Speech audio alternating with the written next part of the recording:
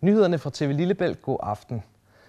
Der bliver snart sat flere cykeltæller op i Odense, men langt fra alle mener, at de er pengene værd. Og senere kan de møde det store fynske golftalent Sebastian Kappelen, der er blevet headhunted til USA.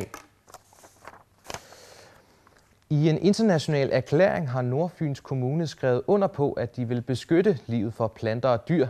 Erklæringen er skrevet ind i kommunalplanen for i år, men kommunen aner faktisk ikke, om deres miljøprojekter er gode nok. Afdelingsleder i Danmarks Miljøundersøgelser Flemming Skov tror ikke, at Nordfyns Kommune og andre danske kommuner når målene for Countdown 2010. Målene udløber om 23 dage. Efter nytår vil 8 nye cykeltællere blive sat op i Odense.